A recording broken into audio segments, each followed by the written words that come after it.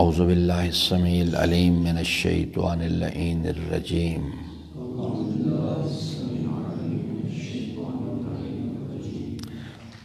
بسم اللہ الرحمن الرحیم وما انزلنا علی قومہ من بعدہ من جند من السماء وما كنا منزلین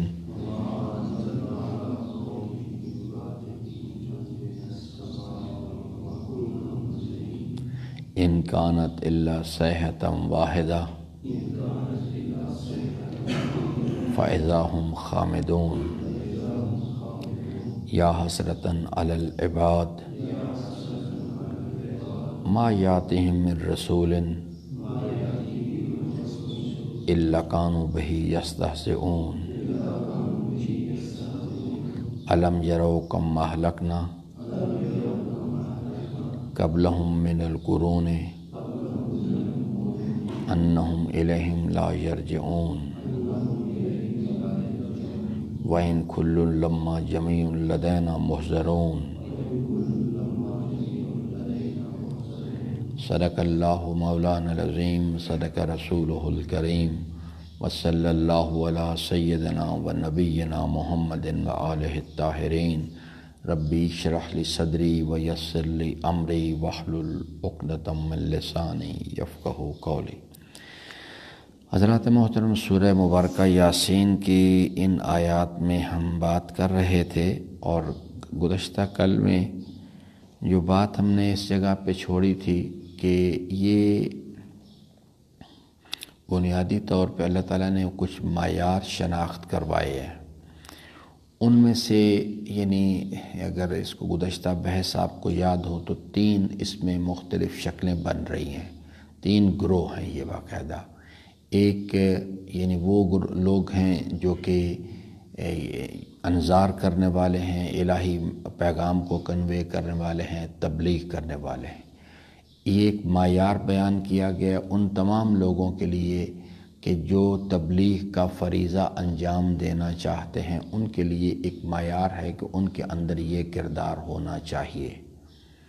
اس پر میں نے جزوی طور پر آپ کی خدمت میں عرض کیا، اور لوگ بھی اگر پہچاننا چاہیں کہ کون ہے صحیح الہی پیغام بران، تو ان کے لیے بھی اس کے اندر معیار موجود ہے، معیار حق شناخت کروایا گیا ہے۔ دوسرے وہ لوگ ہیں جو اہل غفلت ہیں، بستی کے لوگ ہیں، ان کا طرز عمل، ان کی سوچ، اور جب ان کے مفادات پر کوئی ضرب پڑنے کا امکان پیدا ہوتا ہے تو وہ کس طرح سے رد عمل ظاہر کرتے ہیں، اس چیز کے لیے ایک معیار باطل کو بیان کیا گیا۔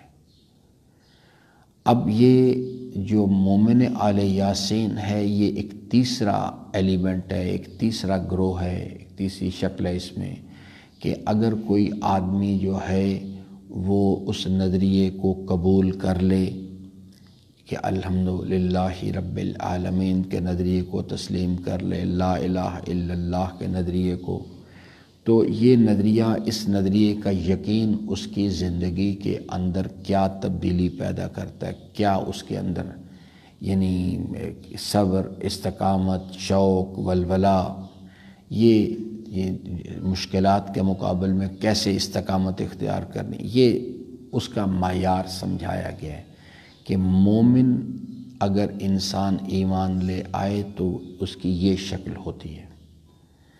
اور یہ وہ تمام لوگوں کے لیے معیار ہے جو خود اپنے اندر شناخت کرنا چاہتے ہیں کہ ان کے پاس ایمان ہے یا نہیں، یا اپنے گرد و پیش میں وہ شناخت کرنا چاہتے ہیں کہ حقیقی مومن کون ہے۔ جو یہ ایک معیار شناخت کروائے گئے ہیں۔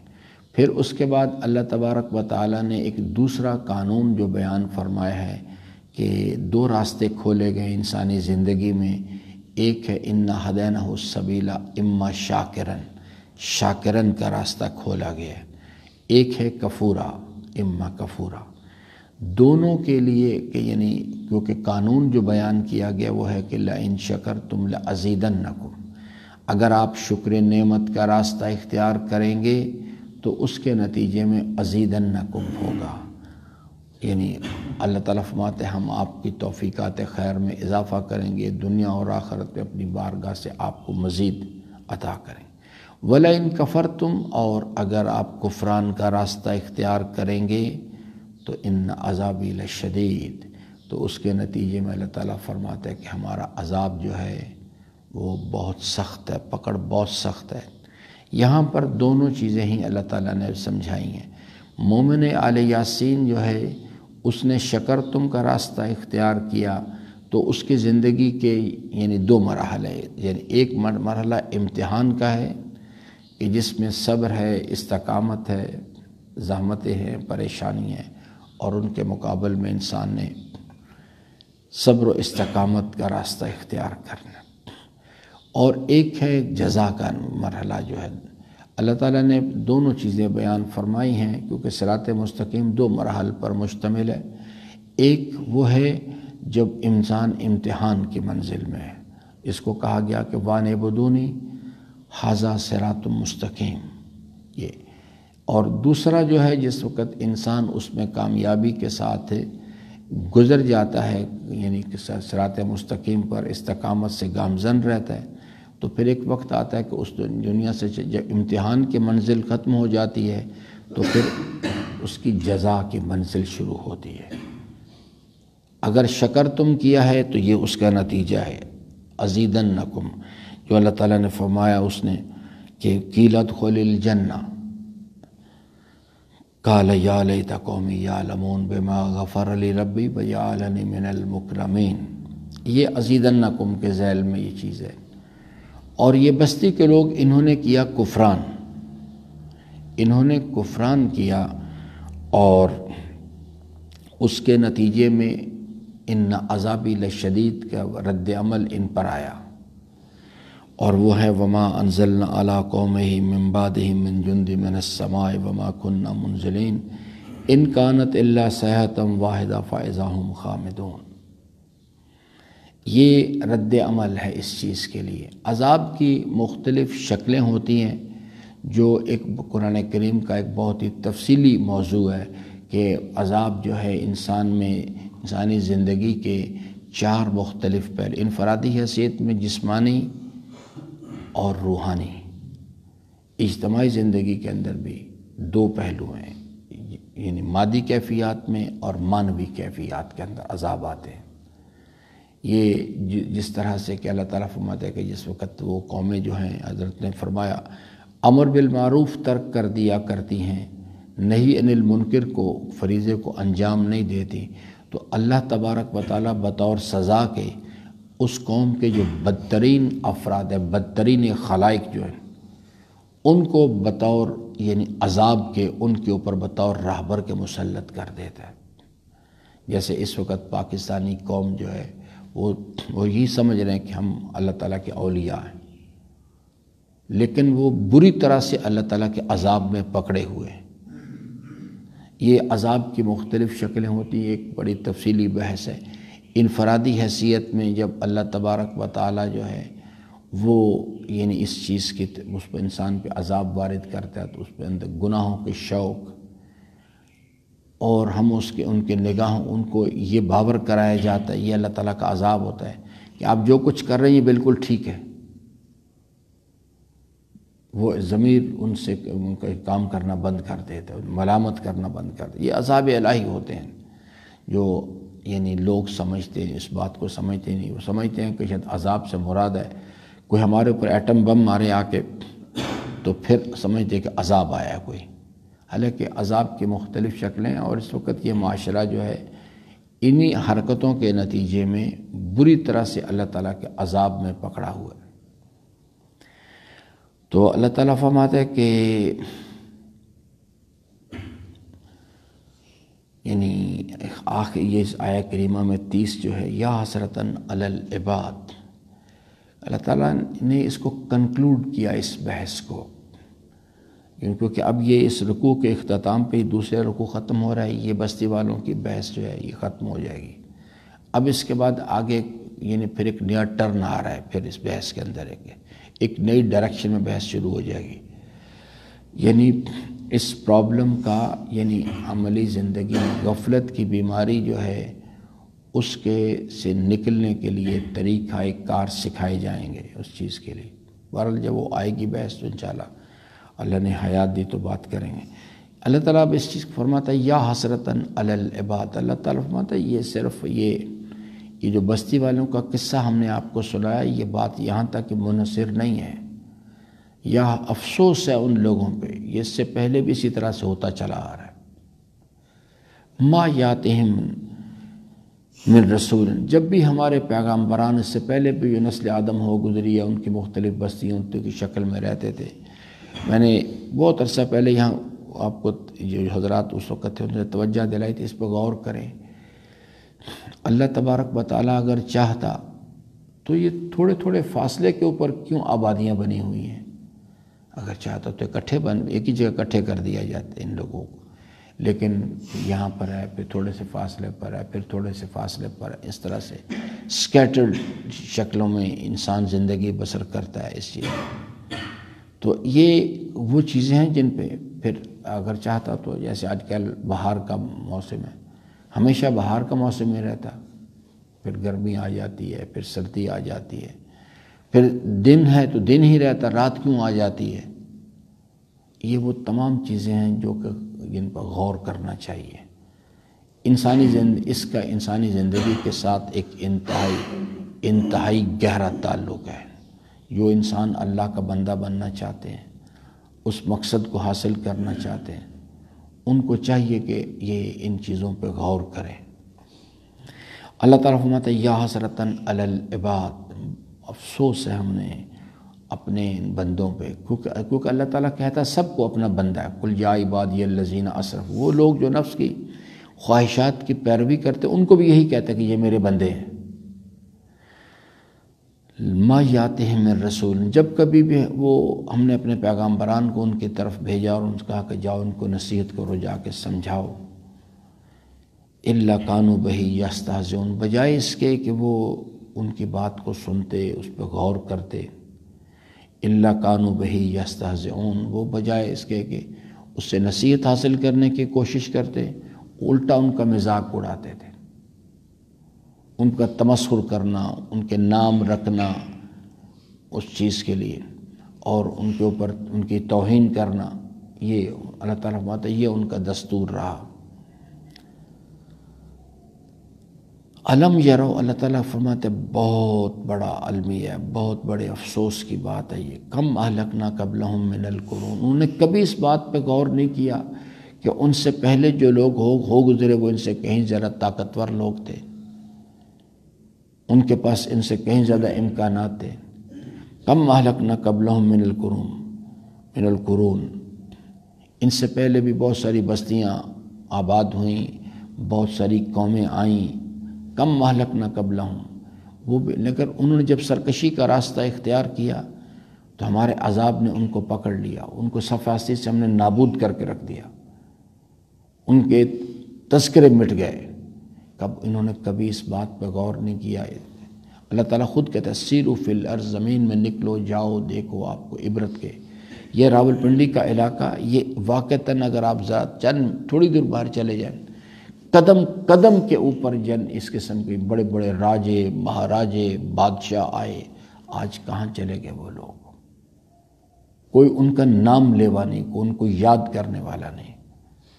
خود انسان اپنے اوپر غور کر لے اس چیز کے لیے، کہ انسان کتنا کمزور اور کس قدر ضعیف ہے، اور کتنے لوگ ہیں جن کو یہ پتہ ہے اس چیز کے بارے میں کہ ان کے دادا کے دادا کا کیا نام تھا، اور وہ لوگ کہاں زندگی بسر کرتے تھے اور کیا کرتے تھے، اور اس جو دادا کا دادا تھا اس کا دادا کون تھا، کیا کرنے والے لوگ تھے۔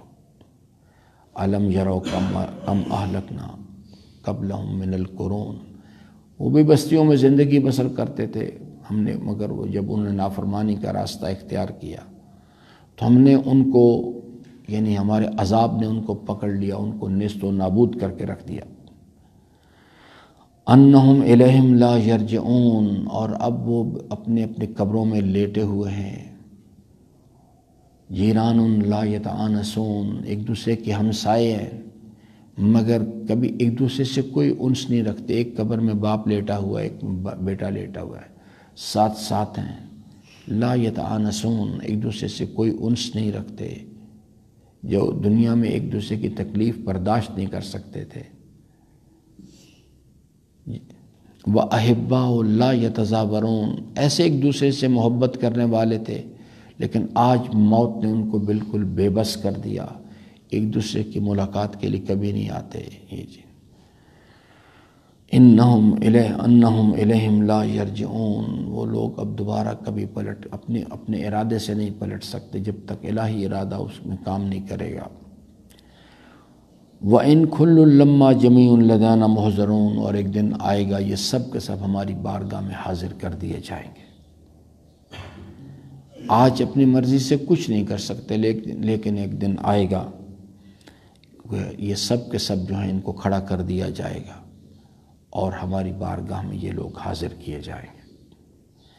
یہ چیز جو ہے اللہ تعالیٰ نے بیان فرمائی ہے بستی والوں کے قصے میں, اور یہاں سے ہمیں میسیج دیا ہے کہ آپ غور کریں اس چیز کے لیے کہ آپ کس بستی میں رہ رہے ہیں, آپ کا شمار کن لوگوں میں ہوتا ہے, آپ کی بستی میں کون لوگ ہیں ابلاغ کرنے والے, ان کا کس قسم کا کردار ہے. خود اپنے ایمان کو اللہ تعالیٰ فرماتا ہے محاسبہ کرو اس کا, دیکھو غور کرو کہ تمہارے پاس کیا چیز ہے. لیکن بدقسمتی ہے آج کے دور میں پھر قرآن حضرت نے فرمایا تھا نا کہ اسلام غریب تھا.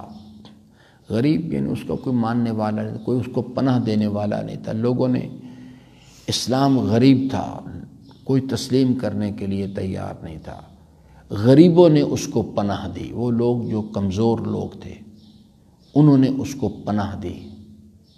ان قریب ایک وقت زمانہ آئے گا اسلام پھر غریب ہو جائے گا. یہ ہے وہ زمانہ جس میں ہم زندگی بسر کر رہے ہیں اس وقت. اسلام غریب ہو گیا ہوا ہے. آپ دیکھ لیجئے کہ ابھی یہ 23 مارچ گزرا ہے اور یہاں پر مختلف لوگوں کو تمغہ امتیاز اور ستارہ, جو معاشرے کے بے حیا بے غیرت افراد جو ہیں, جو ناچ گانے کرنے والے, ان کو جناب VIP بنا کے پیش کیا گیا ہے. کوئی کسی شریف آدمی کو اس بنیاد پر کہ یہ اللہ کے مخلوق کی خدمت کرتا ہے, اس بنیاد پر کسی آدمی کو یہ زیادہ یعنی ان اکرمکم عند اللہ اتقاکم کا معیاری کسی کے پاس نہیں. نہ کسی کو پتہ ہے کہ اکرام اور بزرگی اور بڑائی کا پیمانہ ہے کیا. جو لوگ صاحبان اکرام ہیں وہ ان کا کسی کو پتہ ہی نہیں اس چیز کے بارے میں. یہ معاشرے اس بدبختی میں چلے گئے ہوں اس چیز کے لیے. کوئی آدمی اس چیز کو بالکل 180 ڈگری الٹ دیا گیا, ہر چیز کو الٹ دیا گیا, اور اس میں سب سے بڑے ذمہ دار اس تباہی کے ذمہ دار جو ہیں کون لوگ ہیں؟ اذا فسد العالم فسد العالم. اللہ تعالیٰ فرماتا ہے روئے زمین پر فساد اس وقت پیدا ہوتا ہے جب علماء دنیا پرست ہو جاتے ہیں, وہ اللہ کا دین بیچتے اور دنیا کماتے ہیں. جب علماء یہ کام شروع کر دیتے ہیں تو اس کے نتیجے میں روئے زمین پر فساد پیدا ہونا شروع ہو جاتا ہے. اور وہ لوگ اس کا مطلب ہے کہ لوگ پھر اس کو کہتے ہیں کہ یہ تو سب علماء کی ذمہ داری. نہ میرے عزیزان, کلکم رائن و کلکم مسئول عن الرعیت, سب ذمہ دار ہیں. کیوں ہم ایسے لوگوں کو اپنا ولی و سرپرست بناتے ہیں, کیوں ان لوگوں کے پیچھے چلتے ہیں؟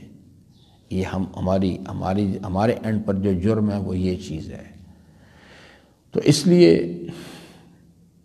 یہ بحث اللہ تعالیٰ نے اس مقام پر یعنی, اور یہ جو ہے نا یہ آخری آیات ہیں, یا حسرتاً علی العباد ما یاتہم من رسول الا کانوا بہ یستہزئون. افسوس ہے, یہ افسوس سے مراد ہے یہ آج بھی آیت کریمہ جو ہے یہ ہمیں مخاطب ہو کے کہہ رہی کہ جب بھی کبھی ہمارے پیغامبران آئے اور انہوں نے آ کے یعنی نصیحت کرنے کی کوشش کی, لوگوں نے بجائے اس کے وہی بات جو سورہ ملک میں اللہ تعالیٰ نے ارشاد فرمائی کہ جب ہم ان سے پوچھیں گے الم یاتکم نذیر, بھئی کوئی نصیحت کرنے والا نہیں آیا تھا، تو وہ کہیں گے بلا کا جاءنا نذیر، آئے تھے وہ نذیر، فکذبنا، ہم ان کا مذاق اڑاتے تھے، آگے سے ہم ان کا مذاق اڑایا کرتے تھے۔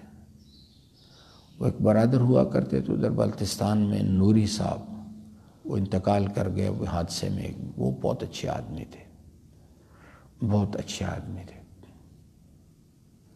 اسی طرح سے ایک اور بھی بزرگوار ہیں ادھر، وہ جوہری صاحب، شاید ان کو قتل گاہ میں جو مسجد ہے وہاں کے خطیب ہیں وہ، لیکن لوگ ان کی بات سننے کے لیے تیار نہیں ہیں۔ اسی طرح سے میں نے آپ کو یہاں مولانا محمد حسین صاحب کا میں نے بتایا، اس قسم کو خال خال کچھ لوگ ہوتے ہیں۔ ہاں، اللہ تعالیٰ اپنی حجت تمام کر کے رکھتا ہے، وہ لوگ ہوتے ہیں، نصیحت کرتے ہیں، بتاتے ہیں، لیکن مسئلہ جو ہے کہ لوگ ان کی بات کو سننے کے لیے تیار نہیں ہوتے۔ اس کے یہ اس وجہ سے معاشرے کے اندر برائی پھیلتی ہے، معاشرے تباہی کی طرف چلے جاتے ہیں۔ تو انشاءاللہ عزیزان، کل سے ایک نئی بحث شروع ہو رہی ہے کہ جس پر کل ہم انشاءاللہ بات کریں گے۔ یہ ایک نئی ڈائمنشن کی طرف بحث جا رہی ہے۔ اس کو جو اب تک کی جو بحث ہے اس پر عزیزان نے قرآن کریم تلاوت ایک وسیلہ ہے، بہت اچھی بات ہے، کرنی چاہیے، لیکن ہدف نہیں ہے۔ قرآن حفظ کرنا ایک بہت اچھی چیز ہے مگر ایک وسیلہ ہے، ہدف نہیں ہے۔ قرآن سمجھنا بہت اچھی چیز ہے مگر ہدف نہیں ہے۔ قرآن کریم پر لیکچر دینا بہت اچھی بات ہے لیکن ہدف نہیں ہے۔ قرآن کریم کو سمجھنے کے بعد قرآن پر عمل کرنا، یہ اصل مقصد، عمل کریں، اور عمل بھی جو ہے وہ ہدف نہیں ہے۔ عمل ایک وسیلہ ہے اللہ تعالیٰ کی رضا حاصل کرنے کے لیے، کہ انسان صلاحیت تقویٰ پیدا کرے اور اللہ کے حکم پر عمل پیرا ہو۔ اور عمل پیرا ہونا بھی اس طرح سے نہیں کہ نؤمن ببعض و نکفر ببعض، بلکہ وقالوا سمعنا و آطعنا، بس اطیعوا اللہ و اطیعوا الرسول و اولی الامر منکم۔ کسی بھی زندگی کے مسئلے میں میں نے جیسے اجتماعی زندگی کے اندر عام طور پہ سمجھا جاتا ہے کہ جی اس کا دین سے کیا تعلق ہے، میں نے ووٹ دینا ہے یا نہیں دینا، میں نے عمران خان کے جلسے میں جانا ہے کہ نہیں جانا، میں پابند ہوں کہ میں پوچھوں ادھر سے کہ بھی کیا کرنا ہے میں نے۔ کوئی صاحب خاندان میں ان کی بچی کی شادی ہے، وہ دعوت دیتے، میں نے جانا ہے کہ نہیں جانا وہاں پہ۔ یہ ہر انسان پابند ہے، پہلے اس مسئلے میں رہنمائی حاصل کرے۔ جیسے میں نے عرض کیا کہ ہر مسجد جو ہے نا مسجد نبوی کی شبیہ نہیں ہوتی، ہو سکتا ہے مسجد زرار ہو۔ ہر مجلس حسینی مجلس نہیں ہوتی، ہو سکتا ہے یزیدی مجلس ہو۔ اسی طرح سے ہر دعوت جو ہے وہ یعنی دعوت حق نہیں ہوتی، ہو سکتا ہے کہ وہ دعوت میرے خاندان کے قبیلے کے لوگ کر رہے ہوں کسی عنوان سے بھی، اور وہ دعوت جو ہے حق کی طرف نہیں بلکہ شیطان کی طرف دعوت دی جا رہی ہو۔ اس لیے ہر آدمی کے لیے ضروری ہے اس چیز کے لیے، اس میں کوئی شک نہیں کہ صلہ رحمی اپنے مقام پر ہے، خاندان ہے، قبیلہ ہے، لیکن لا طاعت المخلوق فی معصیت الخالق۔ اگر مخلوق جو ہے چاہے میرا باپ ہو یا میرا بیٹا ہو، اگر کوئی بھی ایسی بات کا تقاضا کریں جس میں اللہ تعالیٰ کی نافرمانی ہو رہی ہو، تو میں اس بات کو تسلیم کرنا میرے لیے درست ہی نہیں ہے، میں اس کو ایسی محافل میں جانا یا۔ تو اس لیے عزیزاً قرآن عمل کرنے کی کتاب ہے جو آج کے دور میں بالکل اسے ختم کر دیا گیا۔ اس کو اللہ تعالیٰ سے امیدوار ہوں کہ اللہ تعالیٰ ہم سب کو قرآن کریم کو پڑھنے، سمجھنے اور اس کے فرامین پر عمل پیرا ہونے کی توفیق عطا فرمائے۔ ضرور پڑھ لیجیے محمد وعلی محمد السلام۔